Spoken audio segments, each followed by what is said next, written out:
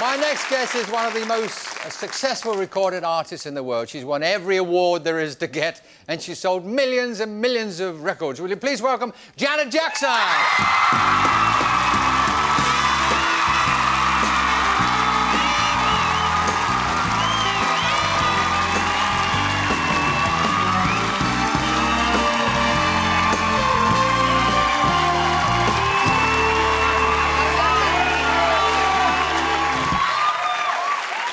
Well, I think they're glad you're here, Janet. I love you too. I'll do the interview. It's nice to have such an enthusiastic crowd out there, obviously, for you. What do you make of us English? What do you make of us? I know you've been here before, but... Yes, several times. See, I love it. I love it here. I can't help but notice the ring.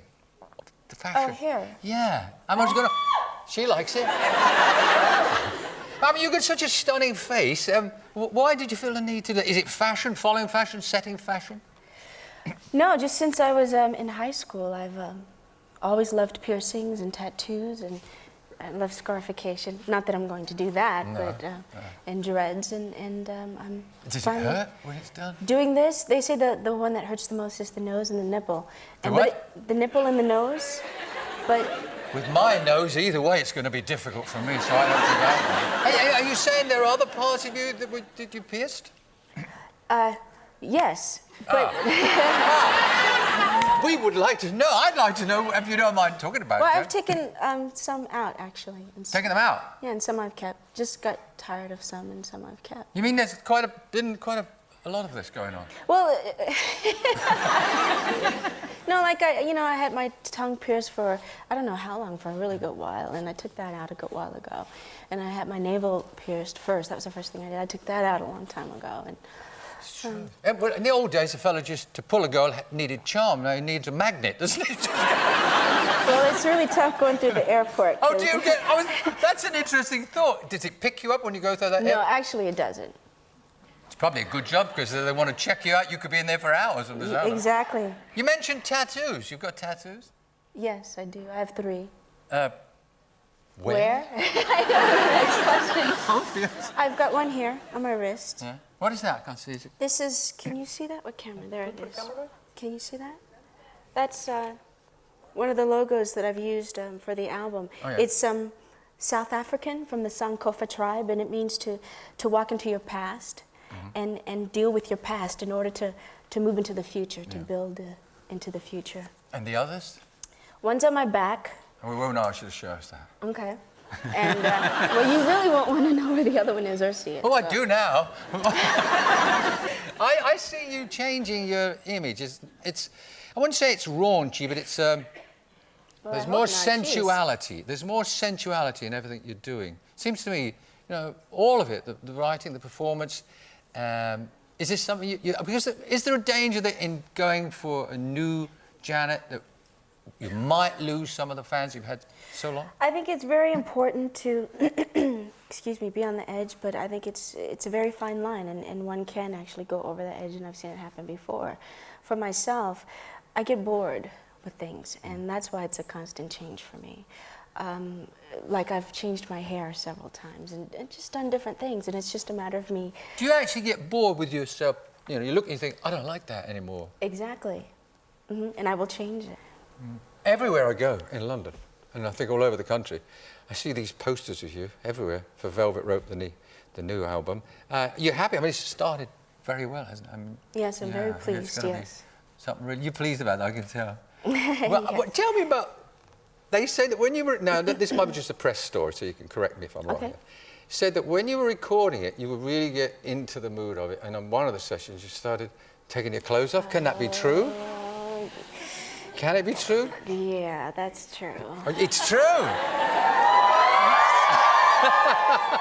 Well, the thing is getting into the mood of the song. I've always done that. It's just no one has ever asked me until Andy, the journalist, happened to ask me, and I told them about it. Just getting into the mood of the song, and I like to light candles and have it completely dark in the vocal booth. And I will begin to take shirts off or unzip my pants and do things like that. And could I come to one of your recording sessions? It's not new to me. When I recorded a song, you would know, it was a big hit here called Dick-a-Dum-Dum. I had Dick-a-dum-dum. It's not Dick-a-dum- rude. It sounds rude. It's not rude. Dick-a-dum-dum? I took my socks off. I was in there, and I took my socks off just to get the feel of it. Oh, you know. that's dangerous.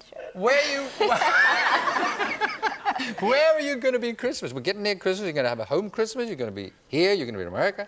I'm going to be in the States. Are you looking? I mean, what are your memories of Christmases at home when you were young? When We didn't have them. No, not ever. No, because I grew up a Jehovah's Witness. That was the religion my family was studying. So we didn't celebrate Christmas or birthdays or Halloween or Easter. Nothing. My first birthday party I had when I was 23, that was such an What? experience for me with the Rhythm Nation tour. I was in Japan and I had my first birthday party ever. So there has been some suppression along the way, whether you like it or not. I mean, and now maybe this is all part of you finding your real self again and say, You mean like this? Well, That's yeah, what you meant, right? Well, not just that, everything. As I say, the music is changing. It seems to me your attitude is changing, everything you're doing. Well, I don't think it's me fighting. I think it's finally me letting myself out and for people to get to know who I am as opposed to...